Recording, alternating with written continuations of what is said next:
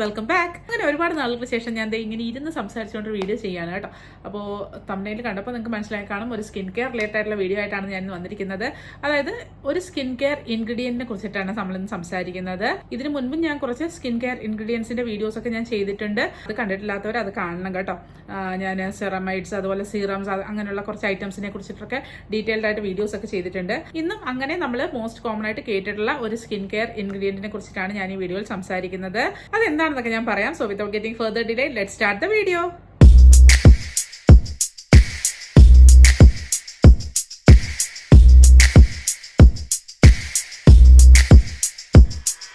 അപ്പൊ ഇന്ന് നമ്മൾ സംസാരിക്കാൻ പോകുന്നത് പെപ്റ്റൈഡ്സിനെ കുറിച്ചിട്ടാണ്. എനിക്ക് തോന്നുന്നു ഞാൻ ഒരു 5-6 മന്ത്സ് ബാക്ക് ആണെന്ന് തോന്നുന്നു ഒരു സെറമൈഡ്സ് എന്ന് പറയുന്ന ഒരു ഇൻഗ്രീഡിയന്റിനെ കുറിച്ചിട്ട് ഞാനൊരു വീഡിയോ ചെയ്തിട്ടുണ്ടായിരുന്നു. അതുപോലെ തന്നെ ഇപ്പൊ റീസെന്റ് ആയിട്ട് നമ്മൾ സ്കിൻ കെയറിൽ കേൾക്കാൻ തുടങ്ങിയിട്ടുള്ള ഒരു വാക്കാണ് പെപ്റ്റൈഡ്സ് എന്ന് പറയുന്നത്.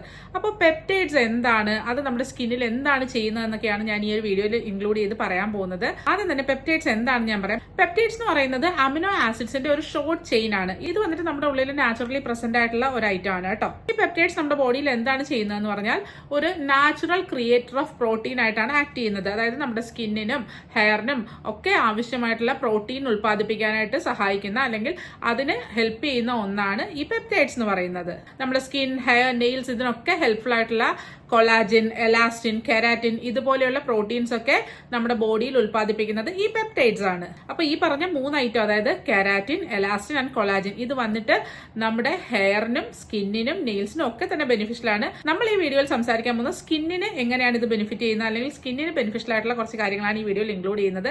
അപ്പോൾ നമ്മുടെ സ്കിൻ കെയറിൽ വളരെ, അല്ലെങ്കിൽ നമ്മുടെ സ്കിന്നിനെ നല്ല രീതിക്ക് മെയിൻറ്റെയിൻ ചെയ്യാനായിട്ട് ഹെൽപ്പ് ചെയ്യുന്ന കുറച്ച് പ്രോട്ടീൻസ് ആണ് ഇത് 3. അപ്പൊ ഇതിനെ ഉൽപ്പാദിപ്പിക്കുകയാണ് ഈ പെപ്റ്റൈഡ്സ് ചെയ്യുന്നത്. നമുക്ക് കുറച്ച് വയസ്സ് കൂടി വരുന്നതനുസരിച്ച്, അല്ലെങ്കിൽ ഏജ് ആകുന്നതനുസരിച്ച് നമ്മുടെ ബോഡിയിൽ ഈ പെപ്റ്റൈഡ്സിന്റെ പ്രൊഡക്ഷൻ വന്നിട്ട് റെഡ്യൂസ് ആകും. അതായത് നമ്മുടെ ബാക്കി എല്ലാ പ്രോസസ്സും സ്ലോ ഡൗൺ ആകുന്നത് പോലെ തന്നെ ഈ ഒരു പെപ്റ്റൈഡ്സിന്റെ പ്രൊഡക്ഷനും പതുക്കെ കുറഞ്ഞു വരും. അതുകൊണ്ട് തന്നെയാണ് നമ്മുടെ സ്കിന്നിന് ഏജ് ആകെ ആ ഒരു ഫേംനെസ് കുറഞ്ഞു വരുന്നതും അതുപോലെ തന്നെ ഒരു ഡൾനെസ് ഒക്കെ സ്റ്റാർട്ട് ചെയ്യുന്നതും ഒക്കെ ഈ ഒരു പ്രൊഡക്ഷൻ കുറയുന്നതുകൊണ്ടാണ്. പെപ്റ്റൈഡ്സ് കുറയുമ്പോൾ നാച്ചുറലി നമുക്ക് എലാസ്റ്റിൻ, കൊളാജിൻ, കെരാറ്റിൻ ഒക്കെ പ്രൊഡക്ഷൻ കുറയും.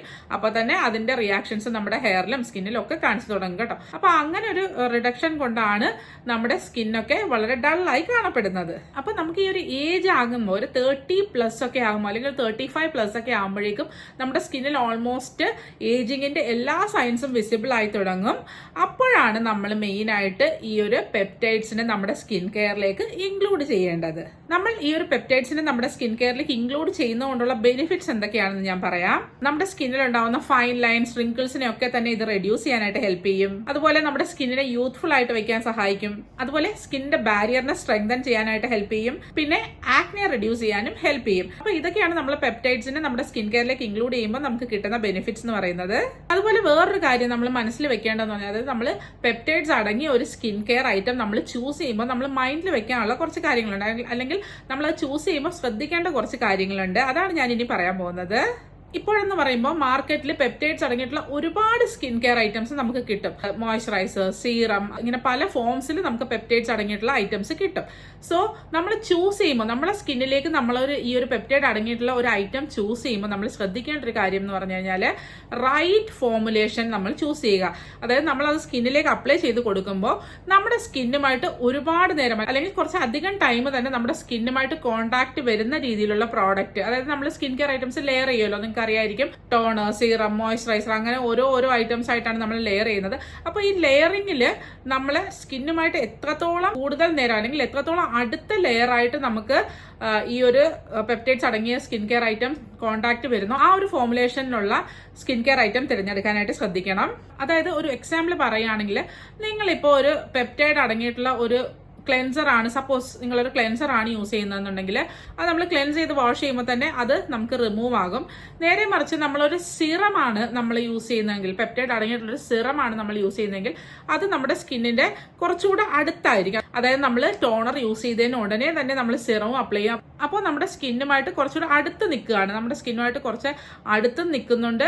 അതുപോലെ തന്നെ കുറച്ച് അധികം നേരം നമ്മുടെ സ്കിന്നിൽ അതിങ്ങനെ കോണ്ടാക്ട് വരികയും ചെയ്യും. നേരെ മറിച്ച് നമ്മളൊരു പെപ്റ്റൈഡ് അടങ്ങിയ മോയ്സ്ചറൈസർ ആണ് നമ്മൾ അപ്ലൈ ചെയ്യുന്നതെങ്കിൽ എന്താ സംഭവിക്കുക, അതിന് നമ്മുടെ സ്കിന്നിലേക്ക് എത്താൻ കുറച്ചുകൂടി ടൈം എടുക്കും. മീൻസ് ഒരു സിറത്തിന്റെ ലെയറും കഴിഞ്ഞ് അതുപോലെ ടോണറിന്റെ ലെയറും കഴിഞ്ഞതിന് ശേഷമാണ് മോയ്സ്ചറൈസർ നമ്മുടെ സ്കിൻ അത് ഇത്രയും താണ്ടി വേണം നമ്മുടെ സ്കിന്നിലേക്ക് എത്താൻ.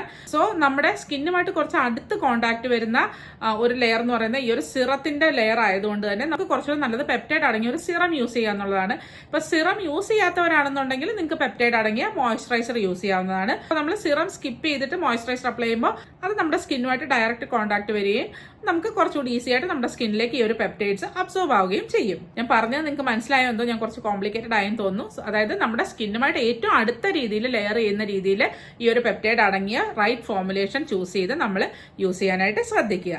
ഇനി രണ്ടാമതായിട്ട് ശ്രദ്ധിക്കേണ്ടത്, നമ്മൾ പെപ്റ്റൈഡ് അടങ്ങിയിട്ടുള്ള ഒരു ഐറ്റം ചൂസ് ചെയ്യുമ്പോൾ അതിൽ അടങ്ങിയിട്ടുള്ള മറ്റ് ഇൻഗ്രീഡിയൻസ് കൂടി നമ്മൾ ശ്രദ്ധിക്കുക. അതായത് പെപ്റ്റൈഡ്സ് ഒരു ചില ഐറ്റംസുമായിട്ട് മിക്സ് ചെയ്യുമ്പോൾ നമുക്ക് കുറച്ചുകൂടി അധികം റിസൾട്ട്സ് നമുക്ക് സ്കിന്നിൽ കിട്ടും. അപ്പോൾ അങ്ങനെയുള്ള ഇൻഗ്രീഡിയൻസും കൂടി അടങ്ങിയിട്ടുള്ള പ്രോഡക്ട്സ് ആണോ നമ്മൾ ചൂസ് ചെയ്യുന്നത് നമ്മൾ ശ്രദ്ധിക്കുക. അതായത് പെപ്റ്റൈഡ്സ് വന്നിട്ട് കുറച്ചുകൂടി ബെറ്റർ ആയിട്ട് വർക്ക് ചെയ്യുന്ന ഏത് ഇൻഗ്രീഡിയൻസിന്റെ കൂടെയാണെന്ന് പറഞ്ഞാൽ vitamin C, niacinamide, hyaluronic acid, ഇതിന്റെ കൂടെയൊക്കെ പെപ്റ്റൈഡ്സ് നല്ല സൂപ്പറായിട്ട് വർക്ക് ചെയ്യും. അത് തനിയെ നമ്മൾ അപ്ലൈ ചെയ്യുന്നതിനേക്കാൾ കൂടുതൽ നല്ല രീതിയിൽ ബെനിഫിഷ്യൽ ആയിട്ട് വർക്ക് ചെയ്യുന്നതെന്ന് പറഞ്ഞാൽ ഈ ടൈപ്പ് ഓഫ് ഇൻഗ്രീഡിയൻസ്, അതായത് niacinamide, vitamin C, hyaluronic acid ഒക്കെ അടങ്ങിയിട്ടുള്ളതിന്റെ കൂടെ അങ്ങനെയുള്ള മിക്സുകളുടെ കൂടെ യൂസ് ചെയ്യുമ്പോഴാണ് പെപ്റ്റൈഡ്സ് കുറച്ചുകൂടി നല്ലപോലെ വർക്ക് ചെയ്യുന്നത്.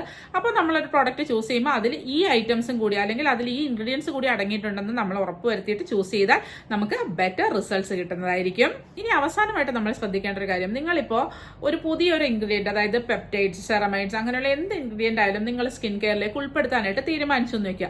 പക്ഷെ നിങ്ങൾക്ക് ഡൗട്ടാണ് നമ്മുടെ സ്കിന്നിന് ഏതാണ്, അല്ലെങ്കിൽ എൻ്റെ ഏജ് വൈസ് ഏത് ഇൻഗ്രീഡിയൻ്റ് ആയിരിക്കും കുറച്ചുകൂടെ ബെറ്റർ എന്നൊക്കെയുള്ള ഡൗട്ട് നിങ്ങൾക്ക് ഉണ്ടെന്ന് വെക്കുക.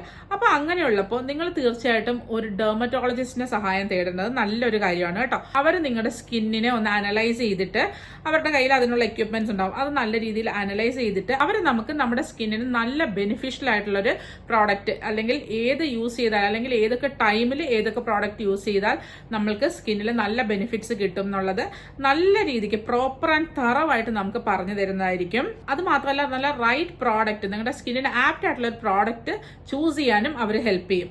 അതൊരു ബെറ്റർ വേ ആണ് കേട്ടോ. നിങ്ങളുടെ സ്കിന്നിന് ആപ്റ്റ് ആയിട്ടുള്ള പ്രോഡക്റ്റ് നിങ്ങൾക്ക് തനിയെ ചൂസ് ചെയ്യാനായിട്ട് കൺഫ്യൂഷൻ ഉള്ള ഒരാളാണെങ്കിൽ always go for the advice of a well known person. ഒരു ഡെർമറ്റോളജിസ്റ്റ് ആണ് ഏറ്റവും ബെസ്റ്റ് ആയിട്ട് നിങ്ങൾക്ക് സജസ്റ്റ് ചെയ്യാനായിട്ട് സഹായിക്കുന്നത്. അപ്പോൾ ഇത്രയേ ഉള്ളൂ ഈ വീഡിയോയിൽ എനിക്ക് പറയാനുള്ളത്. പെപ്റ്റൈഡ്സിനെ കുറിച്ചിട്ടുള്ള കുറച്ച് കാര്യങ്ങൾ നിങ്ങൾക്ക് ഇപ്പോൾ മനസ്സിലായി കാണുമെന്ന് വിശ്വസിക്കുന്നു. വീഡിയോ ഹെൽപ്ഫുൾ ആയെന്ന് വിചാരിക്കുന്നു. വീഡിയോ ഹെൽപ്ഫുൾ ആയിട്ടുണ്ടെങ്കിൽ തീർച്ചയായിട്ടും ലൈക്ക് ചെയ്യണം. പിന്നെ നിങ്ങളുടെ അഭിപ്രായങ്ങൾ താഴെ കമന്റ് സെക്ഷനിൽ കമന്റ് ചെയ്യാം കേട്ടോ. നിങ്ങൾക്ക് സ്കിൻ കെയർ റിലേറ്റഡ് ആയിട്ടുള്ള എന്ത് ഡൗട്ട്സ് ഉണ്ടെങ്കിലും നിങ്ങൾക്ക് എന്നോട് ചോദിക്കാം, ഞാനത് ക്ലിയർ ചെയ്ത് തരുന്നതായിരിക്കും. അപ്പോൾ വീണ്ടും മറ്റൊരു നല്ല വീഡിയോയുമായി നമുക്ക് കാണാം. അതുവരേക്കും എല്ലാവർക്കും ബൈ.